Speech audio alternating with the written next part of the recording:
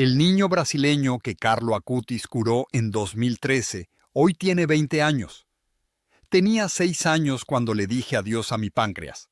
O eso me dijeron que habían hecho los médicos, mientras yo dormía con fiebre de 40 grados y mi madre rezaba en un pasillo del hospital, con las manos apretadas alrededor de algo que no podía ver desde mi cama. No recuerdo el dolor. Recuerdo el frío del suero.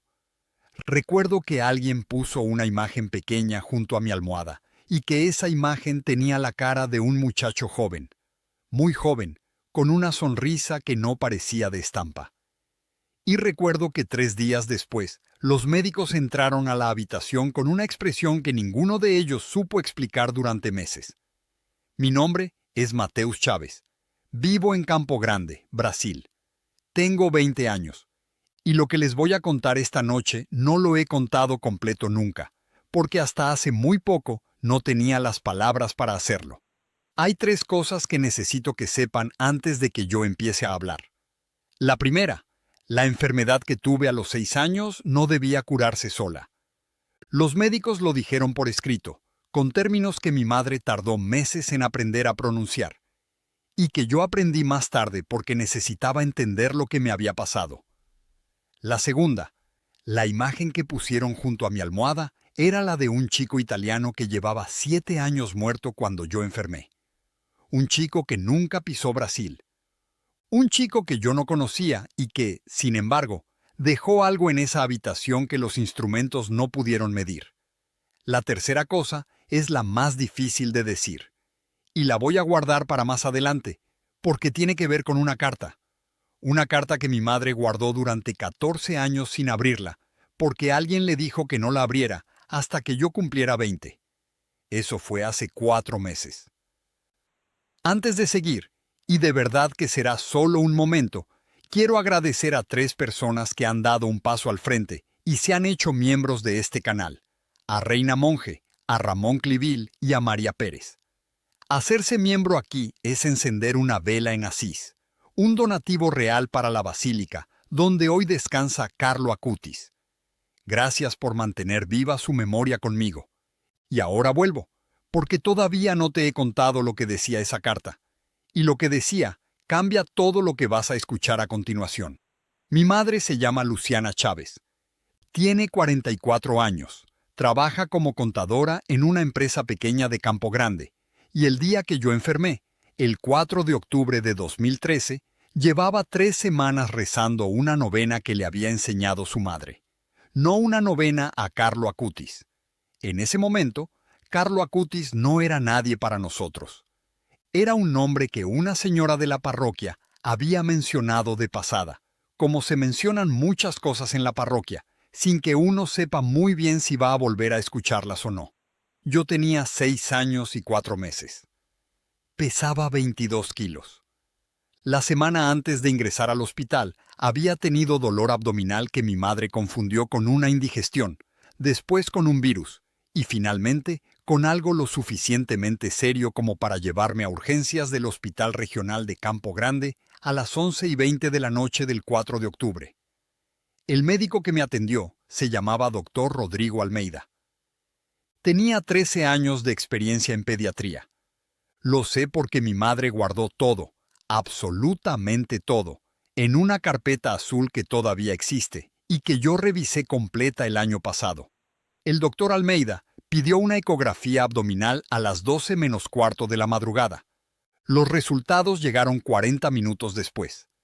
Había una inflamación del páncreas que en ese momento se catalogó como pancreatitis aguda severa, con una amilasa sérica que el informe registró en 1804 unidades por litro. El valor normal máximo en un niño de 6 años es de 110 unidades por litro. El mío era 16 veces mayor. Eso fue lo primero que mi madre leyó sin entender. Lo segundo que leyó, en el margen del informe donde el doctor Almeida había escrito a mano, era una anotación que decía: compromiso pancreático extenso. Requiere UCI pediátrica urgente. Me internaron en la unidad de cuidados intensivos pediátricos a la 1:12 de la madrugada del 5 de octubre de 2013. Y ahí empieza la historia que quiero contarles. La señora que le había hablado a mi madre de Carlo Acutis se llamaba Donna Benedita. Tenía 72 años, vivía a 4 casas de la nuestra, y la mañana del 5 de octubre, cuando supo que yo estaba en la UCI, apareció en el hospital con una estampa laminada. Una imagen pequeña, de unos 10 por 15 centímetros. La cara de un muchacho con pelo oscuro y una expresión tranquila, con ropa normal, vaqueros y una chaqueta, que no parecía imagen de santo porque la imagen de santo que yo conocía era de personas con vestiduras y halos. Este muchacho parecía alguien que podría bajar del autobús en la esquina de mi calle. Donna Benedita le dijo a mi madre que ese muchacho había muerto en 2006 con 15 años, que era italiano, que amaba la Eucaristía y que había gente en todo el mundo que estaba rezándole. Le dijo también que lo pusiera junto a la cama del niño. Mi madre, que en ese momento habría hecho cualquier cosa, lo hizo. Lo que no sé, y lo que llevo 14 años preguntándome, es quién le dijo a Donna Benedita que lo llevara ese día.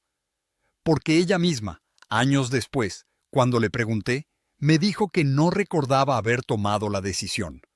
Me dijo, con esa calma de las personas mayores que ya no se sorprenden de nada: Mateus, yo solo fui. Dentro de esa carpeta azul de mi madre hay algo más que yo encontré en la página 43. Es una nota escrita a mano, con letra que no es de mi madre y no es del doctor Almeida. Es una letra pequeña, muy ordenada, con tinta azul marino. La nota dice: para Luciana, para él, cuando cumpla 20 años. No la abra antes.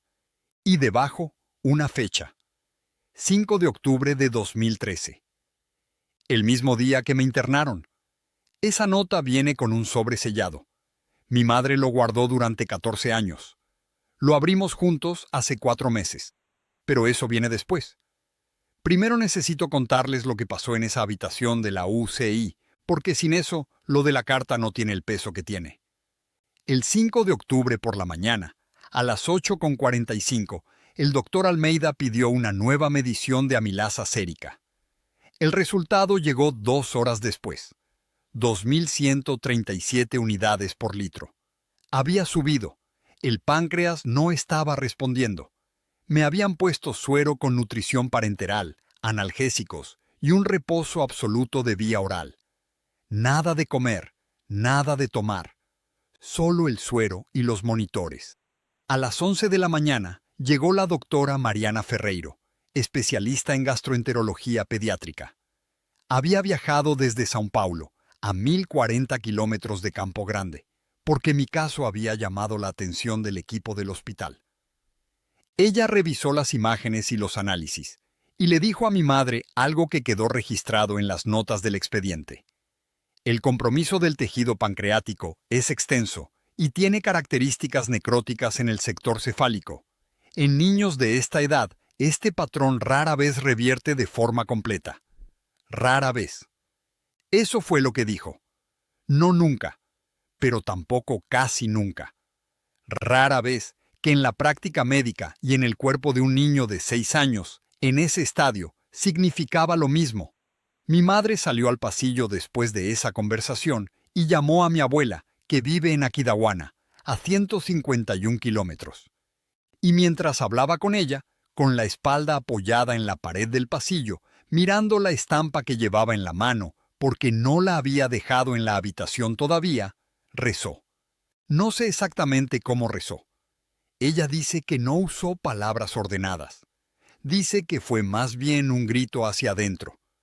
Lo que sé es que a las 3:47 de la tarde del 5 de octubre de 2013, el monitor de mi habitación empezó a marcar algo diferente. La enfermera de turno, que se llamaba Giselle, entró a revisar. Me tomó la temperatura: 37,2 grados centígrados. 4 horas antes había sido 39,8. Mi presión arterial, que había estado en 90/55, que es baja para mi edad, marcaba ahora 98/64. Mejor. No normal, pero claramente mejor. A las 6 de la tarde, el doctor Almeida ordenó una nueva analítica. Los resultados llegaron antes de las 9 de la noche. La amilasa sérica había bajado a 742 unidades por litro. En menos de 7 horas, sin ningún cambio en el tratamiento, había caído de 2.137 a 742. Eso no es una progresión normal. Eso no es lo que hacen las pancreatitis necrotizantes severas en niños de 6 años sin intervención adicional. El doctor Almeida repitió la analítica a la mañana siguiente porque, según anotó en el expediente, los resultados previos requieren confirmación por su tasa de descenso atípica. El 6 de octubre a las 9 de la mañana, la amilasa sérica era de 218 unidades por litro. A las 6 de la tarde del mismo día, 104 unidades por litro, por debajo del umbral de 110 que marca el límite superior normal. En 72 horas había pasado de 1.804 unidades a 104. La doctora Ferreiro pidió una nueva ecografía abdominal. El informe de esa ecografía, que tengo aquí, en la copia que mi madre guardó, dice en su última línea: tejido pancreático sin signos de necrosis activa. Morfología conservada. Sin signos de necrosis activa. El tejido que 24 horas antes mostraba características necróticas ya no las mostraba. El doctor Almeida escribió en el expediente ese día una frase que la doctora Ferreiro también firmó: evolución clínica extraordinaria, sin precedente documentado en nuestro servicio para este patrón de presentación. Sin precedente documentado. Y en mi habitación, junto a mi almohada, seguía la estampa del muchacho italiano con vaqueros y la sonrisa que no parecía de estampa. Si lo que acabas de escuchar te ha detenido el aliento, déjame decirte algo rápido. Desde que empecé a entender esta historia, llevo siempre un rosario inspirado en Carlo Acutis, con cuentas en forma de rosa. Para rezar con él cada día, para tenerlo cerca cuando no tengo palabras. Si tú también lo quieres, está en el primer enlace de la descripción, debajo del vídeo y también en el comentario fijado del canal. Llega a cualquier país. Pero espera, porque lo que la doctora Ferreiro encontró en su segunda revisión no está en ningún expediente, y necesito contártelo. La doctora Mariana Ferreiro tenía 41 años cuando atendió mi caso. Había hecho su residencia en el Hospital das Clínicas de São Paulo. Había publicado 16 artículos en revistas de gastroenterología pediátrica y llevaba 11 años diciendo, en cada congreso al que asistía, que la pancreatitis necrotizante en menores de 8 años tenía un protocolo claro y que las variaciones de ese protocolo producían resultados predecibles. Ella era, en el mejor sentido de esa palabra, una persona que confiaba en los datos. Y los datos de mi caso no encajaban en ninguno de sus modelos. Me lo dijo ella misma. No en aquel octubre de 2013, cuando yo tenía 6 años y no habría entendido nada. Me lo dijo 16 años después, en marzo de 2029, cuando yo la busqué porque necesitaba hablar con alguien que hubiera estado en esa habitación y que pudiera decirme, con sus propias palabras, lo que había visto. La encontré en São Paulo. Seguía en la medicina, ahora como jefa de gastroenterología pediátrica del Hospital Sirio-Libanés. Me recibió en su consultorio un martes por la tarde y antes de que yo dijera nada, me dijo: «Yo me acuerdo de usted, Mateus. No olvido los casos que no puedo explicar». Me mostró una fotocopia que había guardado ella misma, no el hospital, ella, del expediente original. Tenía marcadas 3 líneas con bolígrafo amarillo. Las 3 líneas decían lo mismo que yo les acabo de contar: la tasa de descenso de la amilasa, la reversión del tejido necrótico y la última frase del informe de ecografía. Me dijo que en sus 27 años de carrera había visto 12 casos de pancreatitis necrotizante en niños menores de 8 años. De esos 12, 9 habían tenido secuelas permanentes. 2 habían muerto y uno, solo uno, había registrado una reversión completa del tejido necrótico en menos de 72 horas sin intervención quirúrgica ni cambio de protocolo. Ese uno era yo.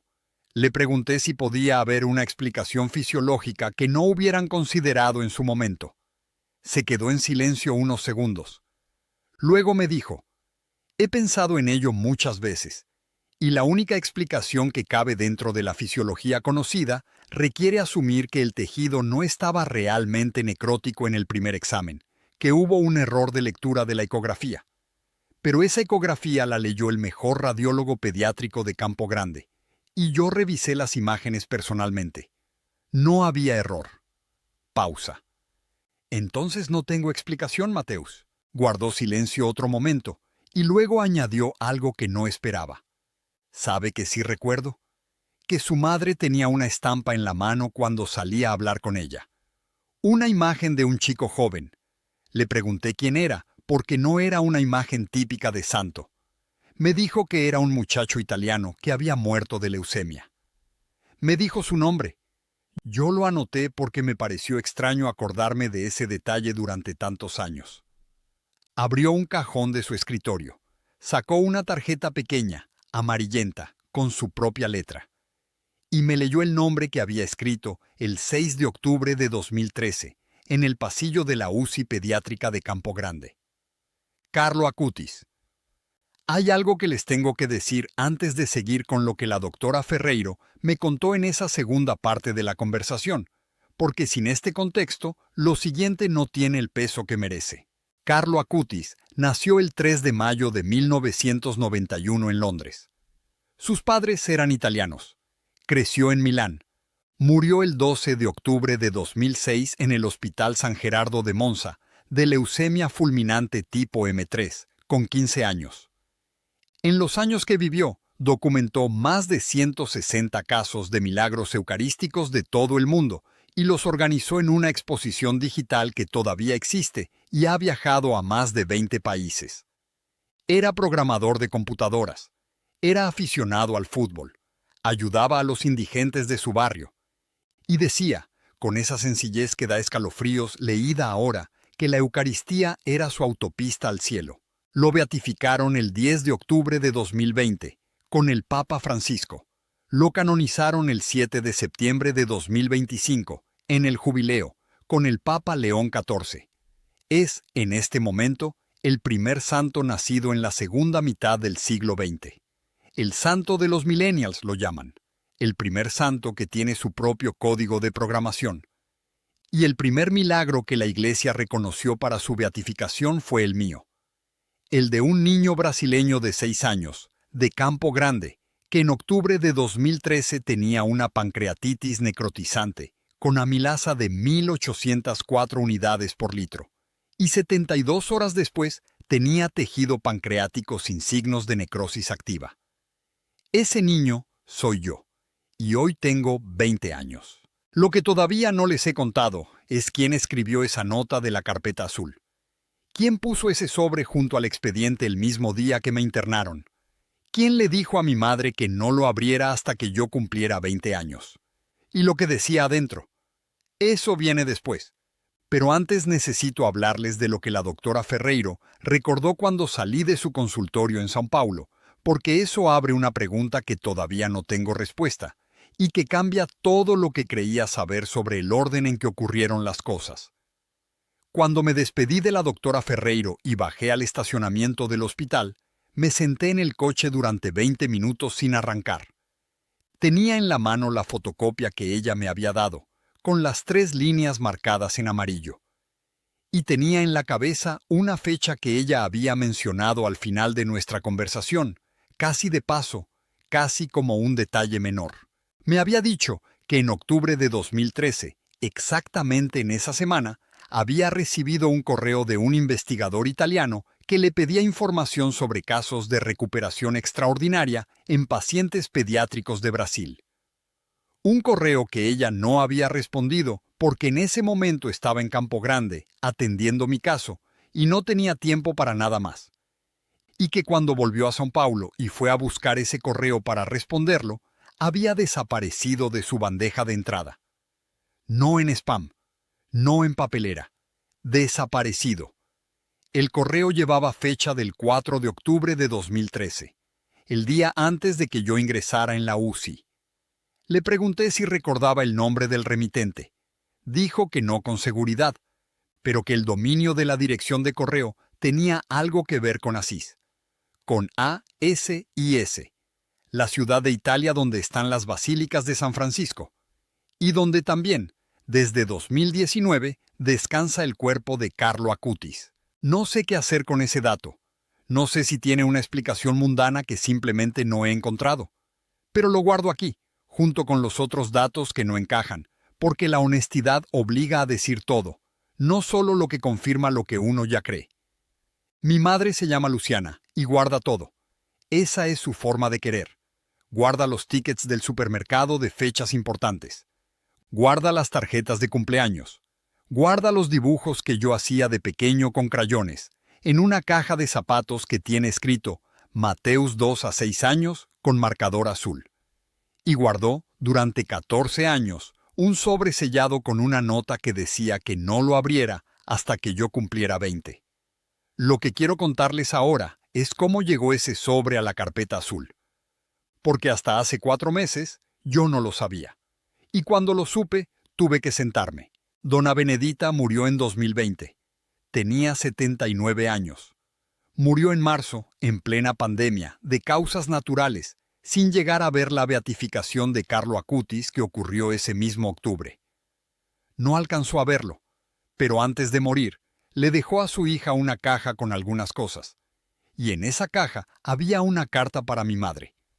La hija de Dona Benedita, que se llama Renata, me buscó en 2022 cuando yo tenía 15 años.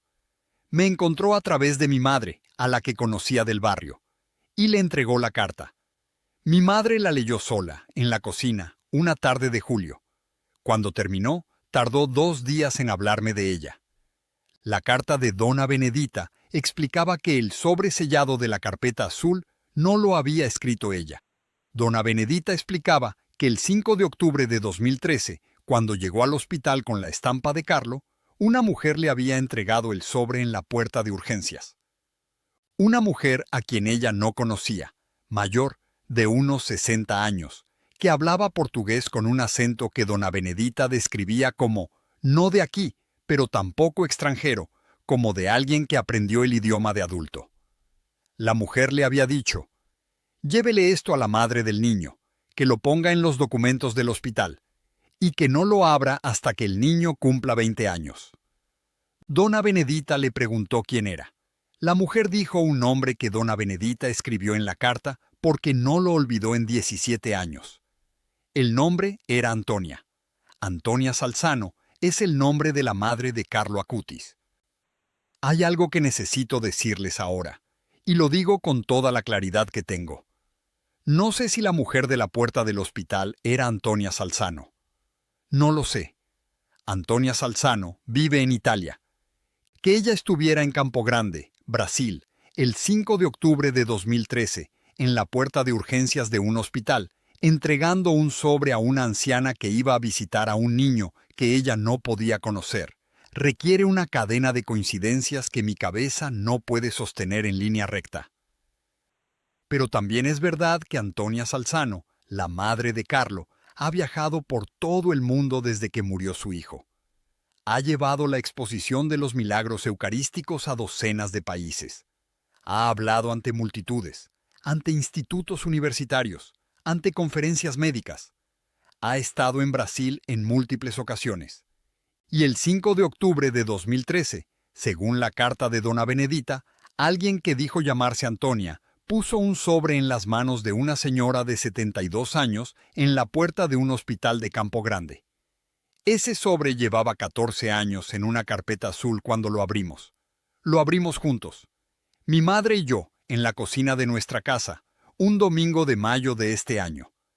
Yo acababa de cumplir los 20 el 3 de mayo. Ella había estado esperando ese momento durante 14 años con una paciencia que yo no termino de entender del todo. El sobre tenía una sola hoja adentro, una hoja de papel blanco, tamaño A4, doblada en 3. Escrita a mano, con esa letra pequeña y ordenada de tinta azul marino que yo había visto en la nota exterior. Lo que decía esa hoja es lo que llevo 4 meses procesando, y ahora se los voy a leer. Pero antes de eso, quiero hacer una pausa pequeña, porque hay algo que puedes hacer si esta historia te está llegando de verdad. Puedes encender una vela en Asís haciéndote miembro de este canal. Es un donativo para la basílica donde descansa Carlo, donde miles de personas van cada día a rezarle. Está en el segundo enlace de la descripción, debajo del vídeo. Es tu manera de caminar conmigo en esto, de mantener viva su memoria. Y ahora, déjame decirte lo que decía esa hoja, porque una de las cosas que estaba escrita en ella mencionaba una fecha que no podía saber nadie. La hoja tenía 3 párrafos. El primero era en italiano y no lo entendí. Mi madre tampoco. Tuvimos que pedirle ayuda a una profesora de la universidad que lo tradujo ese mismo día. El primer párrafo, traducido, decía: Dios no actúa para impresionarnos, actúa porque nos ama, y a veces lo hace de manera que no puede negarse. Lo que le ha ocurrido a este niño es de ese tipo. No busques la explicación en la medicina, aunque la medicina también sea parte del plan. Búscala donde buscan todos los que aprenden a ver. El segundo párrafo estaba en portugués. Decía: Este niño tiene una tarea. Cuando cumpla 20 años, sabrá cuál es, porque ya habrá comenzado a cumplirla sin saberlo. Dígale que lo que lleva adentro no le pertenece solo a él. Lo que se le dio es para darlo. El tercer párrafo era una sola línea. En portugués, con la letra más grande que el resto, como si alguien hubiera querido asegurarse de que no se perdiera. Campo Grande, 5 de octubre de 2013. Mateus. El nombre. La ciudad. La fecha exacta de mi ingreso en la UCI. Escrito el mismo día. Por alguien que en ese momento no podía saber que yo iba a estar bien. Porque en ese momento, las 12 horas anteriores, mi amilasa sérica era de 1804 unidades por litro y la doctora Ferreiro había dicho que los pacientes con ese patrón, rara vez, se recuperan de forma completa. Y esa hoja, escrita con la fecha, el lugar y el nombre, estaba cerrada en un sobre que llevaba 14 años sin abrir. Les voy a decir lo que sentí cuando leí eso, porque creo que tienen derecho a saberlo. No sentí el escalofrío dramático de las películas. Sentí algo más parecido a un peso, como cuando cargas algo durante mucho tiempo sin saber que lo estás cargando, y de repente lo ves, y entonces entiendes por qué estabas tan cansado. Sentí que algo que había estado suspendido en el aire encima de mi vida acababa de aterrizar. Me levanté de la silla. Salí al patio de la casa. El sol de mayo en Campo Grande es todavía caliente. Me quedé de pie unos minutos, y después volví adentro y le dije a mi madre: necesito ir a Asís. Mi madre me miró durante 3 segundos, y dijo: lo sé. Fui a Asís en julio de este año. Tomé un vuelo de Campo Grande a São Paulo, de São Paulo a Roma, y de Roma llegué a Asís en tren. Son exactamente 229 kilómetros desde Roma. El viaje en tren dura unas 2 horas y media. Llegué un martes por la mañana, con una mochila y la carpeta azul de mi madre, que ella me dejó llevar porque dijo que lo que estaba adentro me pertenecía tanto como a ella. La Basílica de Santa María de los Ángeles está en la llanura, justo debajo de la colina de Asís. Es grande. Es mucho más grande de lo que parece en las fotos. Entré por la puerta principal a las 10:20 de la mañana. El sol entraba oblicuo por las ventanas altas y hacía franjas de luz sobre el suelo de mármol. Había turistas, había peregrinos, había gente rezando de rodillas, y gente sacando fotos, y gente simplemente mirando hacia arriba en silencio. Y en una capilla lateral, al fondo a la derecha, estaba el sepulcro de Carlo Acutis. Una urna de cristal. Dentro, el cuerpo de Carlo vestido con su ropa normal. Vaqueros, zapatillas Nike, la sudadera de la selección italiana. El cuerpo exhumado en 2019, encontrado íntegro después de 13 años. Con la cara cubierta por una máscara de cera, porque el rostro real estaba preservado, pero dañado por el tiempo. Pero el resto, el cuerpo, los huesos, la ropa, íntegros. Me senté frente a esa urna. No sé cuánto tiempo estuve. El reloj de mi teléfono decía que fueron 47 minutos, pero a mí me parecieron 5 y también me parecieron horas. Saqué la carpeta azul. Saqué la hoja del sobre.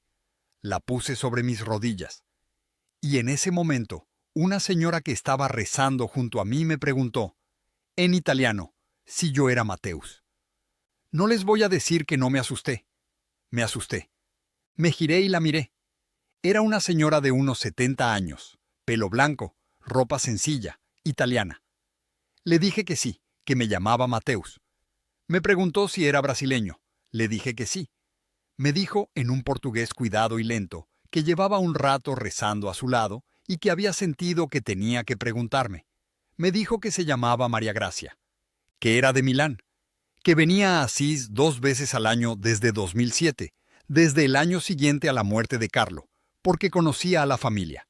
Me preguntó si yo era el niño brasileño. No tuve que preguntar a qué se refería. Supe exactamente a qué se refería. Le dije que sí, y ella me tomó las 2 manos y no dijo nada durante unos segundos. Y después dijo, en italiano, algo que yo entendí aunque no hablo italiano, porque hay cosas que el idioma no necesita. Lo sabía. Él lo sabía. Me senté con María Gracia durante casi 1 hora. Me contó que Antonia Salzano, la madre de Carlo, había hablado de mi caso en varias ocasiones en los años previos a la beatificación. Que lo había descrito no como una rareza estadística, sino como algo que Carlo había anticipado. Y que había una cosa que Antonia había dicho en una conferencia en Milán en 2018, 5 años antes de que yo tuviera edad para buscarla, que María Gracia recordaba de memoria porque la había anotado esa misma noche en su diario. Antonia había dicho, Carlo me habló una vez de un niño en Brasil. Me dijo que ese niño iba a estar enfermo y que iba a estar bien. Me dijo que cuando ese niño creciera, tendría algo que decir. Y yo no supe entonces de qué me estaba hablando, porque Carlo tenía 13 años y yo pensé que estaba siendo poético. Pero Carlo nunca era poético sin razón. Carlo tenía 13 años cuando le dijo eso a su madre. Era 2004, 9 años antes de que yo enfermara. 4 años antes de que él muriera. Me quedé mirando la urna de cristal. Un muchacho de 13 años, una habitación en Milán, una conversación con su madre, un niño en Brasil que todavía no había nacido el día en que esa conversación ocurrió. Porque yo nací en 2007 y Carlo murió en 2006. Cuando Carlo le habló a su madre de ese niño en Brasil, yo no existía todavía. Permíteme que detenga aquí un momento esta historia, porque estamos en el punto que más me ha costado procesar, y hay algo que quiero decirte. Si lo que estás escuchando te ha removido algo por dentro, si sientes que quieres llevarte a Carlo contigo de alguna manera, el rosario que llevo desde que empecé a entender todo esto está en el primer enlace de la descripción, debajo del vídeo y también en el enlace de la biografía de este canal. Cuentas en forma de rosa, para rezarlo con calma, para regalarlo a una madre, a una hija, a alguien que necesita compañía en la oración. Llega a todo el mundo. Y antes de contarte lo que pasó en Asís el último día, quiero contarte lo que encontré cuando volví a la basílica a la mañana siguiente, porque es lo último que Carlo me dejó, y cambia el sentido de todo lo anterior. Volví a la basílica el miércoles por la mañana. Había quedado con María Gracia a las 9. Pero llegué 1 hora antes porque no podía dormir. Eran las 8:05 cuando entré, y la basílica estaba casi vacía. Había 2 peregrinos rezando el rosario en los bancos del fondo. Un sacerdote preparando el altar para la misa de las 9, y nadie más. Me senté frente a la urna de Carlo. Saqué la hoja del sobre. La leí una vez más, despacio. Este niño tiene una tarea. Cuando cumpla 20 años, sabrá cuál es, porque ya habrá comenzado a cumplirla sin saberlo. Pensé en los 3 meses anteriores, en que había contado esta historia 6 veces, a mis amigos, a un periodista local que lo publicó en un diario de Campo Grande, a un grupo de jóvenes en mi parroquia, a mi profesor de biología que me había preguntado, y yo, por primera vez, No había dado la respuesta corta. Cada vez que lo había contado, alguien en la sala había llorado. No yo. Alguien más. Alguien que lo necesitaba escuchar. Pensé que quizás eso era la tarea. No algo heroico, no algo que requiriera un diploma especial, ni un cargo, ni una misión con nombre propio. Solo contar. Solo decir, esto me pasó. Aquí están los datos. Aquí está la carpeta azul. Y yo no tengo la explicación, pero sí tengo el expediente. A las 9:10 llegó María Gracia. Se sentó a mi lado. Me preguntó si había dormido. Le dije que no mucho. Me sonrió y dijo, bien, los que duermen bien no escuchan. Me trajo algo, un papel doblado. Me dijo que era una copia de algo que Antonia Salzano había escrito para un libro sobre Carlo que se publicó en 2019, el año en que exhumaron el cuerpo. Antonia había escrito un capítulo sobre las cosas que Carlo había dicho antes de morir. Cosas que a ella le parecían importantes. María Gracia había subrayado un párrafo.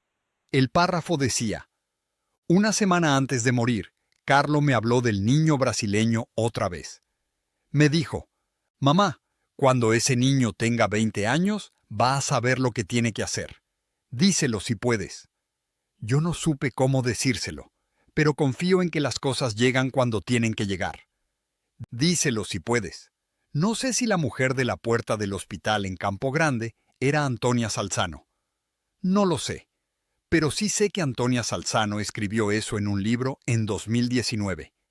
Y sé que en el sobre de la carpeta azul, escrito el 5 de octubre de 2013, había una frase que decía, cuando cumpla 20 años, sabrá cuál es, porque ya habrá comenzado a cumplirla sin saberlo. Misma idea, mismo mensaje, dos fuentes distintas, con 16 años de diferencia. Me quedé sentado frente a la urna durante mucho tiempo. El sacerdote empezó la misa de las 9. Yo me quedé donde estaba, y en algún punto, sin que pudiera decir exactamente cuándo, empecé a hablarle. No en voz alta, por dentro. Le dije, lo entiendo y lo acepto. No sé hacerlo perfectamente, pero lo acepto. No sé si Carlo escucha, pero sé que desde ese martes en Asís, algo cambió.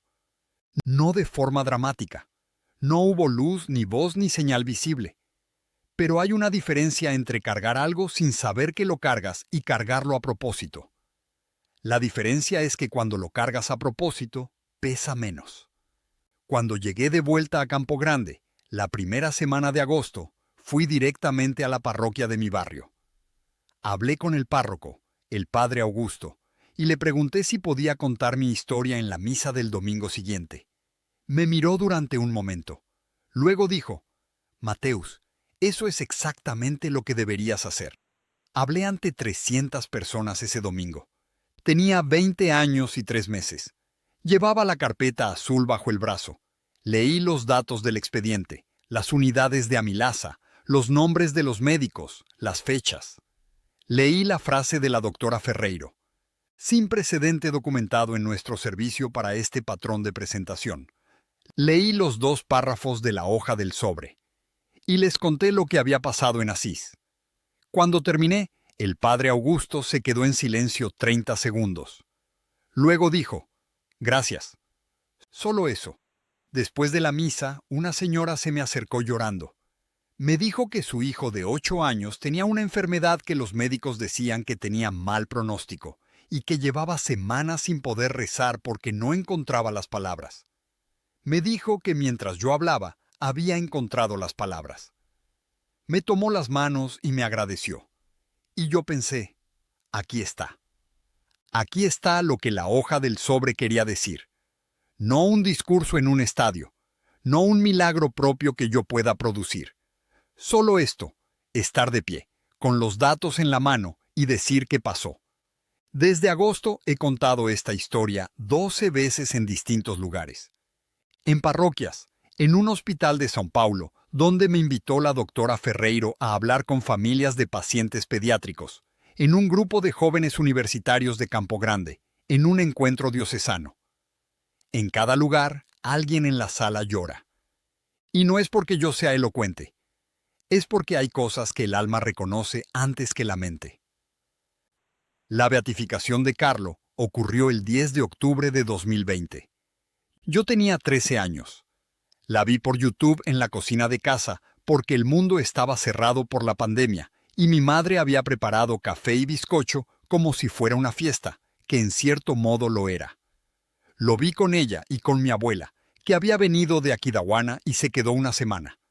La ceremonia fue en Asís, con asistencia reducida, en la piazza de la Basílica. El Papa Francisco presidió la misa. El cuerpo de Carlo estaba en la basílica, exhumado desde el año anterior. Cuando el Papa dijo las palabras de beatificación, mi abuela se persignó y después me abrazó, y en ese abrazo sentí que algo que había estado flotando durante 7 años tocaba suelo. La canonización fue el 7 de septiembre de 2025, en Roma, durante el jubileo. El Papa León XIV, que llevaba pocos meses en el pontificado, presidió la ceremonia en la Plaza de San Pedro. Yo estaba allí, en la Plaza de San Pedro, con mi madre, con el Padre Augusto y con otras 200.000 personas que habían venido desde todos los continentes para estar presentes cuando Carlo pasara de beato a santo. Fue el primer día de septiembre de 2025 en que Campo Grande también estaba en Roma, aunque parezca imposible decirlo. Cuando el Papa León XIV pronunció las palabras de canonización, el sol en la plaza de San Pedro era todavía de verano, caliente y directo. Mi madre lloraba, el Padre Augusto lloraba. Yo no lloré. Sentí algo distinto al llanto. Sentí algo que se parecía mucho a la certeza. No una certeza de que todo tiene explicación, sino la certeza de que todo tiene sentido, aunque no todas las explicaciones estén disponibles todavía. Después de la ceremonia, en un momento que no voy a olvidar aunque viva 100 años, alguien del equipo de comunicación de la Basílica se me acercó y me preguntó si yo era Mateus Chávez, el niño brasileño. Le dije que sí. Me dijo que Antonia Salzano quería conocerme. Me reuní con Antonia Salzano el 8 de septiembre de 2025, el día después de la canonización, en un salón pequeño en las inmediaciones del Vaticano. Ella llegó con una asistente y con una traductora al portugués, aunque su portugués era suficiente para entendernos en la mayor parte de la conversación. Antonia Salzano tiene 66 años. Es una mujer elegante y directa. Me saludó y me tomó las manos y me dijo, en italiano, finalmente. Finalmente. Como si llevara tiempo esperando ese momento. Le pregunté, sin rodeos, porque habría sido descortés ir despacio, si ella había estado en Campo Grande el 5 de octubre de 2013. Me miró. Luego dijo, ¿quién le preguntó eso? Le conté lo de Dona Benedita. Le conté la carta. Le conté el nombre que Dona Benedita había escrito. Antonia escuchó todo sin interrumpirme. Cuando terminé, guardó silencio durante quizás 10 segundos y dijo, yo estuve en Brasil ese año. Estuve en São Paulo en septiembre de 2013. Campo Grande es lejos de São Paulo. Se detuvo y luego añadió, pero hay cosas que no se explican por la distancia. No me dijo que era ella. No me dijo que no era ella. Me dijo eso. Hay cosas que no se explican por la distancia. Le pregunté si Carlo le había hablado de un niño en Brasil. Asintió sin dudar. Le pregunté si recordaba cuándo. Me dijo, 2 veces. La primera cuando tenía 13 años. La segunda, una semana antes de morir. Le pregunté qué le había dicho exactamente. Sacó su teléfono. Abrió una nota de voz. Era una grabación de ella misma, con su propia voz, que había hecho en algún momento y que se oía con la nitidez de algo grabado recientemente. Era ella leyendo en voz alta. Leyendo, reconocí mientras escuchaba, las mismas palabras que María Gracia me había mostrado en el papel en Asís. El párrafo del libro, la frase de Carlo. Y al final de esa grabación, después de las palabras que yo ya conocía, había algo más. Una frase que no estaba en el libro. Antonia la había grabado para sí misma y no la había publicado en ningún lugar. La frase decía, «Mamá, Ese niño va a contar lo que le pasó, y mucha gente lo va a necesitar escuchar. Asegúrate de que sepa que no está solo. Me tomó unos segundos. Luego dije, ¿cuándo grabó eso? Miró la pantalla. Me la enseñó. La fecha de la grabación era el 3 de mayo de 2027, el día en que yo cumplí 20 años. Ella lo había grabado ese día, sin saber que ese día era mi cumpleaños. Sin saber que ese día, en Campo Grande, mi madre y yo estábamos abriendo un sobre que llevaba 14 años cerrado. Eso no lo puedo explicar. Ni siquiera lo voy a intentar. Solo lo anoto, como la doctora Ferreiro anotó el nombre en una tarjeta amarillenta, porque la honestidad obliga a no seleccionar solo los datos que encajan. Hay una cosa más que quiero decirles antes de terminar. La última cosa, la que a mí me parece la más importante y la que al mismo tiempo es la más difícil de transmitir, porque es la más sencilla. Carlo Acutis tenía 15 años cuando murió. 15. Había vivido menos que yo ahora. Había tenido menos tiempo, menos experiencia, menos años sobre el planeta. Y sin embargo, dejó algo que sigue vivo 2 décadas después. Dejó una exposición digital sobre milagros eucarísticos que ha dado la vuelta al mundo. Dejó un testimonio de fe que miles de personas en decenas de países encuentran cada semana en YouTube, en libros, en conferencias. Dejó un ejemplo de cómo vivir de manera ordinaria con atención extraordinaria. Y dejó, por razones que ningún instrumento puede medir, una huella en la vida de un niño de 6 años en Campo Grande, Brasil, que ni siquiera había nacido cuando Carlo empezó a hablar de él. Lo que Carlo decía, repetidamente, era que la Eucaristía era su autopista al cielo, que él quería que todos pudieran llegar a ese cielo, no en abstracto, en concreto, en la vida concreta de cada persona, con sus datos específicos, con su nombre y su ciudad y su fecha. En mi caso, Campo Grande. 5 de octubre de 2013. Mateus. Yo tengo 20 años. Tengo un páncreas que funciona perfectamente, según la última analítica que me hice en junio, con una amilasa sérica de 78 unidades por litro, dentro del rango normal. Tengo una carpeta azul con 46 páginas de documentos médicos. Tengo una hoja de papel con letra de tinta azul marino que estuvo cerrada 14 años. Tengo el recuerdo de 47 minutos frente a una urna de cristal en Asís. Tengo la voz de Antonia Salzano en una nota de teléfono que ella grabó el día de mi cumpleaños sin saber que era mi cumpleaños. Y tengo algo que Carlo me dijo que tenía. Una tarea, la de contar. Así que la cuento. Aquí, ahora, con todos los datos en la mano, sin seleccionar lo que conviene y sin ocultar lo que no encaja. Con la amilasa sérica de 1804 unidades. Con la frase de la doctora Ferreiro que decía, sin precedente documentado. Con el correo de Asís que desapareció de la bandeja de entrada.